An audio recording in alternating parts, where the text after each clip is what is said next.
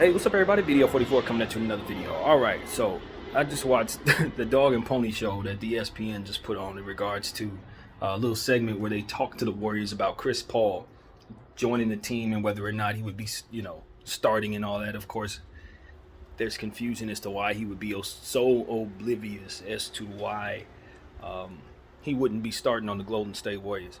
People need to understand what posturing actually is in sports. Chris Paul is a player on a $30 million contract that's going to be in a space where it likely should be stretched right now. He should never ever be paid that in 2023, and we all know it.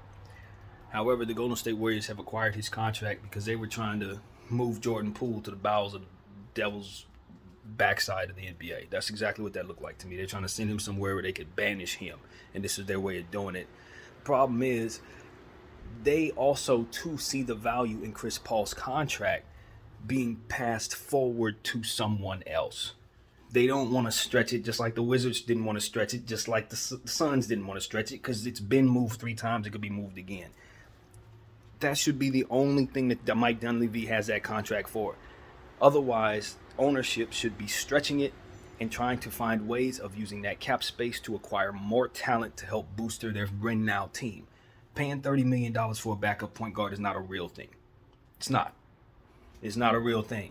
The Los Angeles Lakers had a $47 million contract last year that was expiring, which is why we allowed Russell Westbrook to play on it, because we knew we could move it at the deadline. And if you saw what we moved it for, good. We're happy. We re-signed most of everything that we brought back that we had initially traded for, and it will be on our team going forward. So that is what the Golden State Warriors need to be trying to do with Chris Paul. Problem is, Chris Paul is not expiring.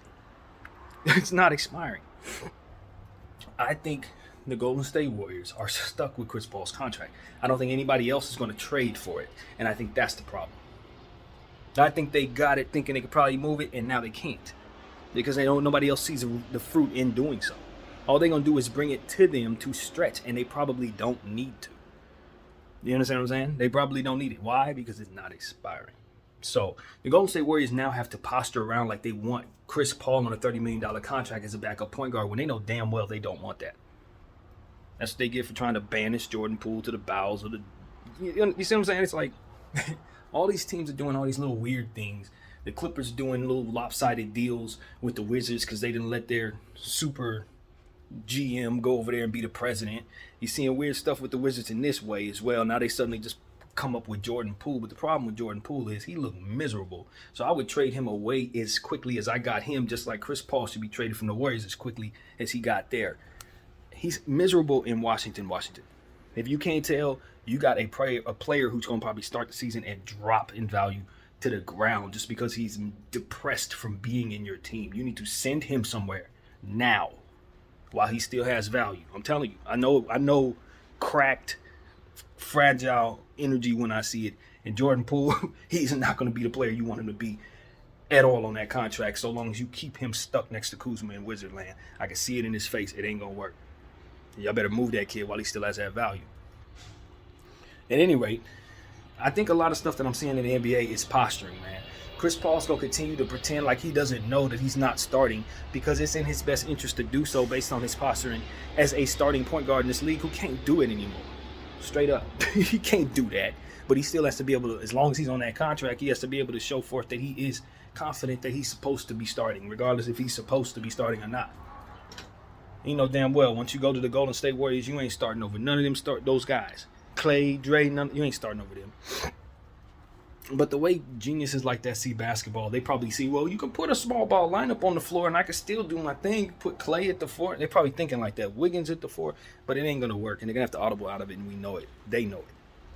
So they can do this. Chris Paul is starting crap if they want to, but he ain't going to be starting more than 10 games before that crap goes to the toilet. Because that's exactly where that goes when you got $30 million of Chris Paul on your team when the rest of your team has needs. The Warriors have needs. And they're going to sit up there and act like they can afford to pay a $30 million to a backup point guard? You can fool the casuals with that, but you can't fool people who know what the hell they're talking about. That is garbage, and they know it. And they're selling it to people like it's not garbage. And I hope they have a plan. That's all I got to say. I hope they have a plan. But, yeah, that's what I got to say in regards to that. I understand that language course, Chris Paul should not be starting for the Warriors, but you can also see a lineup that they can try to swindle around so that they go small and get away with him still being a starting point guard at 30 million bucks this season. Because that's all they have to justify this garbage. I mean, we talking about with the Lakers, if you guys follow me close enough, minutes mentality, and we paid them a lot, so we got to play them a lot mentality, that type of crap, stuff that the New York Knicks engage in, playing RJ Barrett 40 minutes a game when they got a whole bench full of good players, that type of crap. You have to justify these contracts that are not justifiable even if you overrun these guys into the ground. They just go play not good enough all that damn time. At any rate, it's because they don't have enough teammates next to them that are ultimately good enough, because they ate up all the cap in the team and thrown away all their money at players that really can't do it for them. You know, it's like we have to use all our cap, so let's just give $50 million to this role player. Like, no, you don't want to do that, because that's going to wrap up that money for the next several years, and you ain't going to be able to audible out of it, and you ain't going to be able to trade him for nothing. So, these are the type of things that we talk about on a daily basis, as you know. And I just see it in this situation with the Warriors, where they're not respecting what they could do with that $30 million. That should not be wrapped up in no Chris Paul. Hell no. He needs to be traded to another team, if at all possible, which I don't think it is, I've already said, but to another team that would be happy to stretch him and send him into a space where what he represents on your cap is what you expect he's going to represent on the floor. And as long as you got him eating up $30 million, that is what's not there in the form of other players, as we've already said. So enough, Mike Dunleavy, enough Golden State Warriors ownership. Stop selling garbage to the fans. Because I am not trying to hear nothing about no small ball Chris Paul lineup that's supposed to win a championship in the Wembanyama era. That's not going to happen. Not going to happen. I tell you right now, I don't think the Golden State Warriors are better than the Utah Jazz right now. They're just not. They don't have better players right now. They have Steph Curry and aging everybody else on that team right now with the Golden State Warriors. That's it. And then added Chris Paul. And everybody's trying to say he fits. If you believe in small ball, yeah, he fits. If you think you're actually going to win in the NBA in 2023, 2024, nah, he don't fit at all. So good luck. Good luck running him in a second unit with Dario Saric and Moses Moody. I guess that's what he signed up for. That's what we're paying $30 million for him to run around with those guys. And the Golden State Warriors don't even have a decent center on the damn team. Like I said, the only people you're selling that to is people who are absolutely not knowledgeable at all. They're the only ones that actually thinks that that's going to be successful.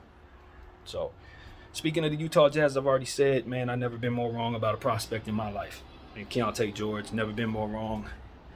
I'm going to overreact to what I'm seeing in the Summer League, because what he's doing, I think he does against just pretty much anybody who's not named Drew Holiday or Davion Mitchell or something like that. You're going to put your best defender on him. I'm telling you right now, the Utah Jazz picked up their point guard. All the talk about them needing a point guard, not after what we've seen, no. He's playing at a level that we thought we'd see out of Scoot Henderson. So, no, I think what the Utah Jazz need to do is clear up them point guards, get some of those guys out of there so that he can have more an opportunity to take over and be a star. Because he looked like that's exactly what this is. He's about to take the Utah Jazz from anybody who thinks they're going to be the star of that team. He's the star of the team. I'm telling y'all, from what I've seen, the Utah Jazz about to be Keontae George's team. I know you got Kessler up there who's going to be doing dirty work, blocking shots, all that. You got Markkanen down there who's been starring it up, being great as a star player. But this dude has that it factor. He has that we coming to see him factor. And that's what I see there. The level we thought we see from Scoot is what we're seeing from Keontae George. And I was wrong.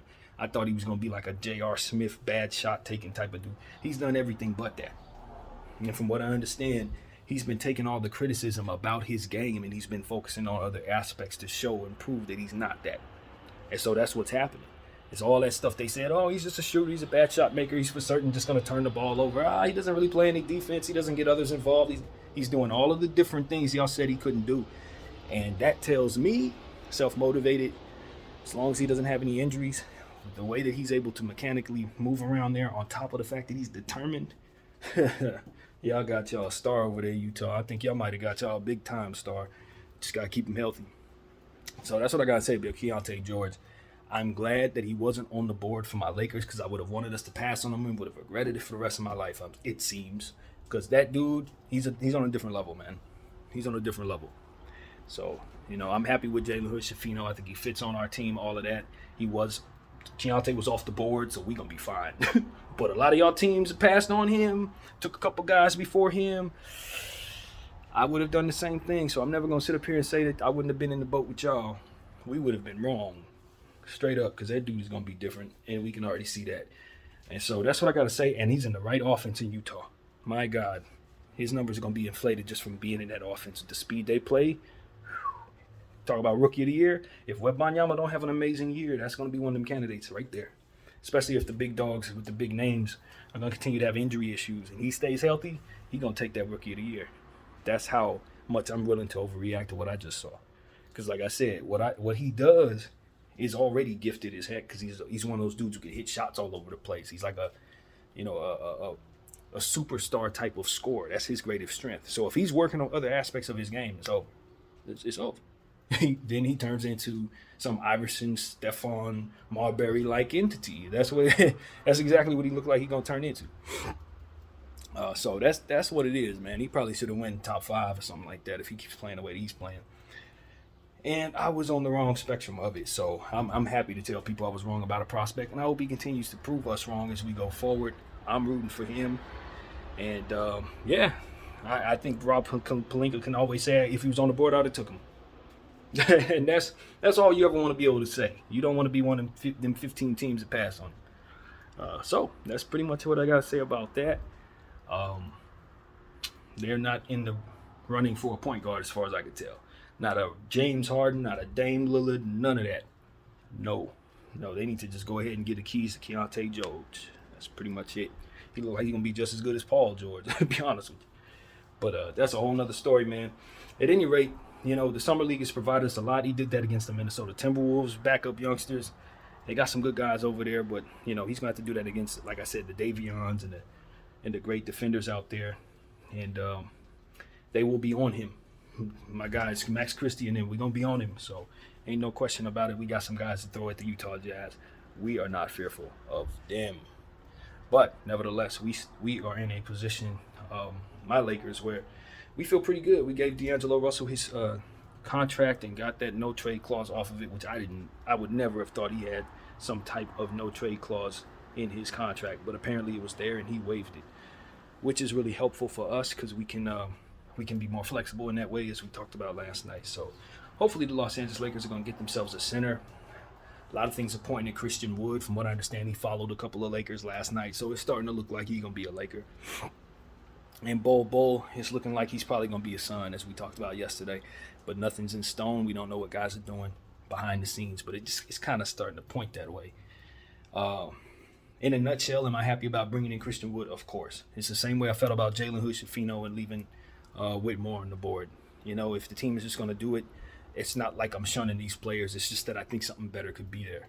But in a nutshell, bringing a good player to you is a good thing, and I think we can get more out of him than probably the Dallas Mavericks did, even if he struggles the way that he did with the Mavericks. I still think there's a chance he'll look better against AD than he did by himself down there with no defender whatsoever and being asked to be a defensive player, for which he is not. So, yeah, man, I think Christian Wood's gonna like being a Laker so long as we're able to keep him next to an elite shot blocking presence at all time. So that means Anthony Davis. He's gonna be on the floor with AD and Vanderbilt, players like that. He's gonna be on the floor with. But see, that's the good thing about the Lakers. We do have defensive players everywhere. So he's gonna likely be in a lineup with multiple defensive players. Also, Demoy Hodge. That's a real player, man. I don't know if he's going to make the Lakers team or not, but I know that if he was released, he would have an NBA team right away. That's what I know. He's one of those guys. So if the Lakers don't value him, I'm pretty sure he'll find himself on the Timberwolves, something like that. Seriously, because he's too good of a player to go back to the G League at this point, or even to the G League. He's a rookie, and I don't think he should ever be there. He's that good. They found him in a D1 league, and he's just a gifted steals player. And when you talk about stealing the ball, some players are active and this, that, and the third. You find that you come up with steals if you have long arms and stuff like that. Then you got these other guys that just found a way to artistically create ways to steal the ball from you. Like they just are artists, and that's what they're great at. that's who he is. And then you talk about his catch and shoot ability, you know, that is one of the most important things the Lakers needed.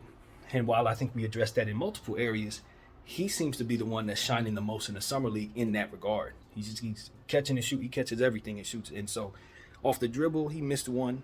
I did notice that that's not as much of a strength for him, but he also hit a few off the dribble as well. So I just look at him as a versatile shooter who on the other end is going to likely break up plays in some ways, just like Vanderbilt is expected to. You're just going to look up and the ball's going to be in your hand because he's talented enough to take it from the other guy, especially if he don't have handles. So that's why I want D'Moi Hodge to be a part of our team.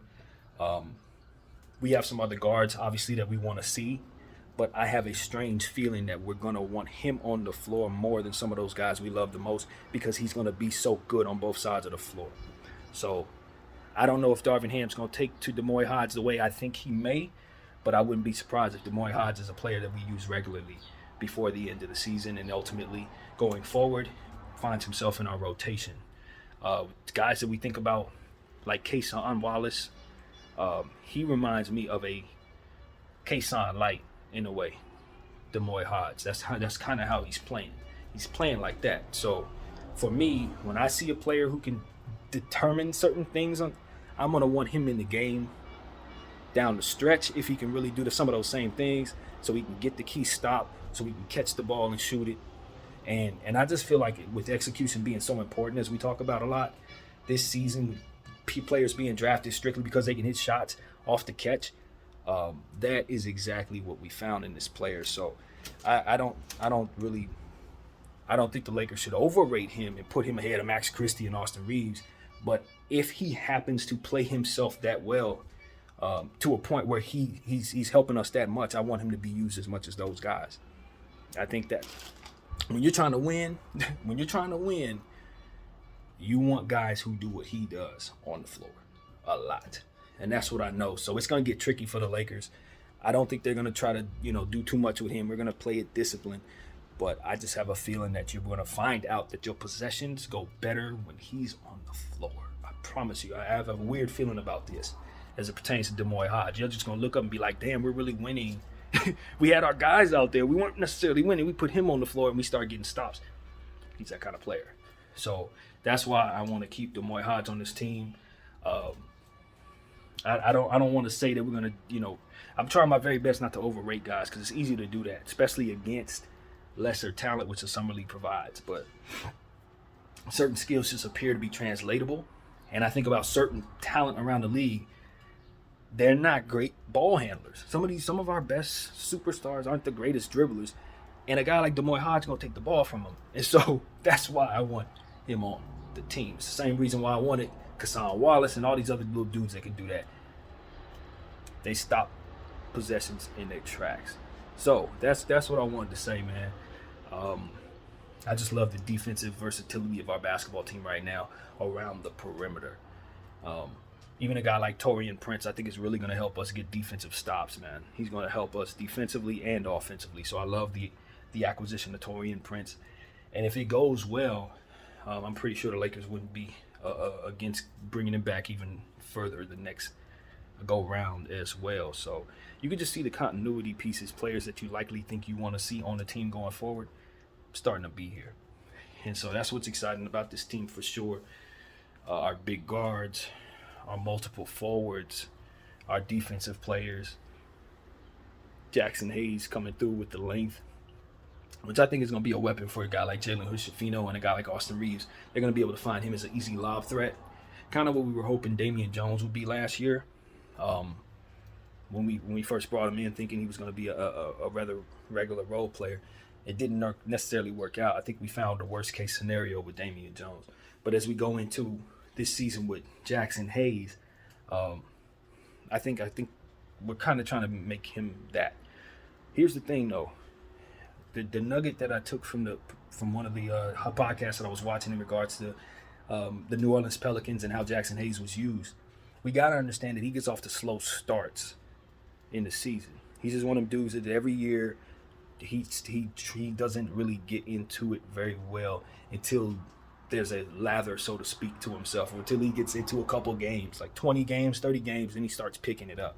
So we need to let Jackson Hayes develop just like we need to let other players on this team develop. We got some guys who are known for not living up to the level that they're supposed to be playing. And that is something that we need to be kind of cognizant of as we put in some of our second units. Cam Reddish may not play well that night. Jackson Hayes may not play well that night. Gabe Vincent may have an off night. These are guys that were known for not necessarily having the greatest nights throughout the course of a regular season. So we're going to need AD and Bron to be intent on, and Austin and being on intent, the leaders of this team, on dragging guys that may be struggling along. And it's going to be on Coach Ham to make sure he puts the hot hand on, keep the hot hand on the floor and keep fresh rotations on the floor that allow guys to be engaged. Don't allow them to lose their energy about the game from being on the floor with the wrong players. That kind of thing. We had that problem a lot with Darvin's rookie season.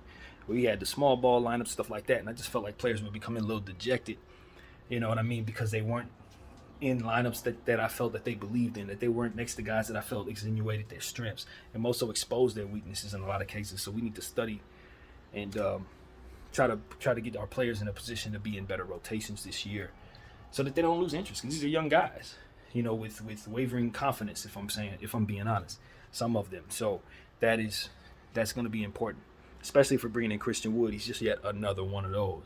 So yeah, we've done all these good things, but the mantra is bring us things that we can develop into more. And with that comes a certain patience.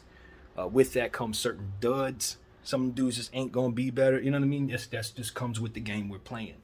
So if you're gonna bring in misfits, you gotta expect that some of them ain't gonna grow, and some of them gonna take longer than others, and that's just how it goes. But if you keep the continuity together and you keep guys believing in one another, and a coach that will instill confidence, which I know Darvin is that, I expect us to continue to be successful in finding more good than duds in these developing players, these Cam Reddishes and, you know, all these guys that have questionable motor or what have you. So that's what I have to say, man. But I'm excited about Cam Reddish on the defensive end. Speaking of him, being a part of that, Demoy Hodge, Vanderbilt, Christie, Austin, all these guys that think defense. Even though Austin has had some times where he's not as effective defensively, I think he's going to get better defensively as his conditioning goes as it needs to go. And some of those defensive assignments that we were asking Austin to take on last year, we're going to be putting Max on those guys more so this year. And I think Max is going to be a bit more quick, a bit more twitchy to catch up with some of them dudes that Austin may have been a little too slow-footed to keep up with. Gabe Vincent as well, another fast-footed defensive player that should be able to keep up with guys laterally. You know what I mean? That kind of thing is going to be important for our team. We would have loved to have had Bruce Brown for that reason, but of course he went and got him a bag in Indy, which is interesting, man. I wouldn't be surprised if he ends up a Laker next year after that. I wouldn't be surprised, because all he did was take a bag for a year, and then they're going to probably decline that second year on his option. So he'll be moving on from there, I'm sure, rather quickly, unless it goes absolutely well.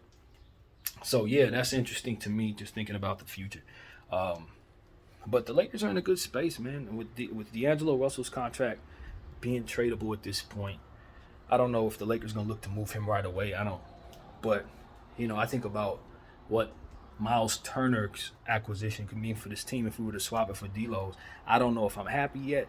I don't know, but I definitely think that that kind of piece could be very helpful for the Lakers, depending on if they can find what they're looking for in Christian Wood, if Jackson Hayes has a good year, if AD stays healthy all season, all these different things will determine how serious an acquisition like that could be for the Lakers if they were to go in that direction. But I do think that piece is probably a piece that could really help us, probably more than another guard for which we have so many of. And if Demoy Hodge is going to step forward, somebody likely is going to have to step away. And so do we need to invest as much money in the point guard position as we are today? Or could we turn that into a different position that we need a bit more? And that is ultimately where my head is. Not to say that I'm looking at Miles Turner as the best option, because I would love to go younger than that. But I think the Lakers like that fit, and we've been talking about getting him here for a long time. D'Lo's contract, I believe, maybe we'd have to add something else. I don't know, but I believe we can get it done that way. So, not to say that's the move. I'm just saying I'm throwing it out there.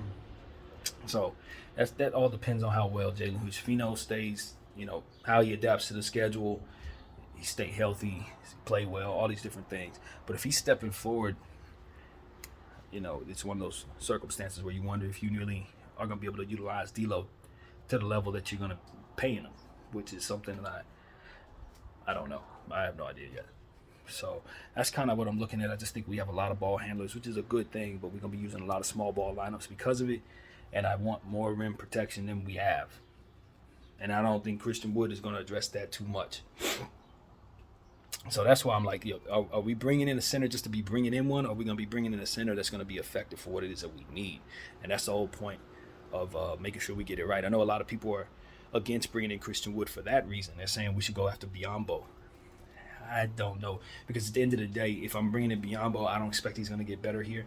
And I'm all in the business of trying to retrade things for stuff that can be brought back to me that's valuable.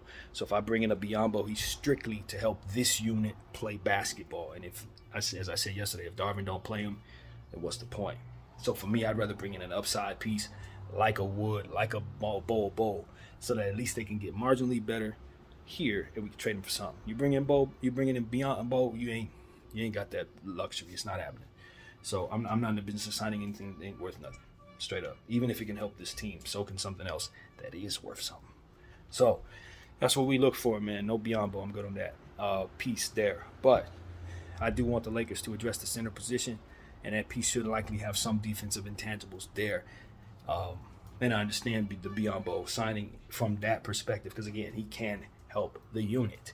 But that ain't the only thing I need to be helping. I need to be helping the organization to more value, since we are out of some picks. It is what it is. So that is the science behind that. As long as I'm behind the 8 ball as it pertains to my assets and my foundation and exactly where I need it to be, I need to get it there. And I don't need to be bringing me nothing that can't get me there. So that's the Lakers are still in that hole so long as the Pelicans have an opportunity to get picks from us, whether it be next year or the year after that. That pick swap is still a threat to our foundation, and that's basically what I'm saying to y'all. So, as far as I can tell, ain't no Biyombo's gonna help me with my problem.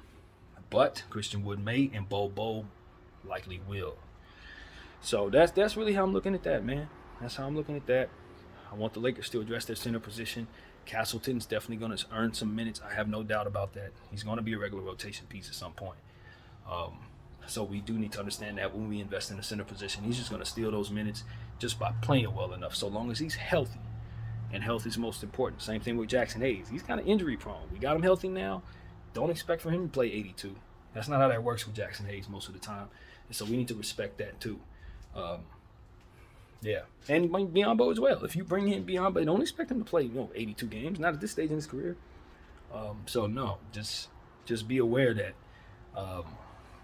multiple bigs is what the NBA is investing in. If you look around at some of these teams, look at Philly, look at Minnesota, look at Cleveland, look at Orlando. Well, I don't know if Orlando's in that, but some of these teams, they really understand the importance of bringing bigs in. And so the Lakers, we've kind of got away from that a little bit, and I don't know that it's for the betterment of the team ultimately. So, yeah, just wanted to try to throw out there the balance for getting a center but not overpaying for one, balance, so to speak. So that's where my head is. I think there was something else in regards to the Lakers that was worthy of speaking on. I don't know if we play tonight or not.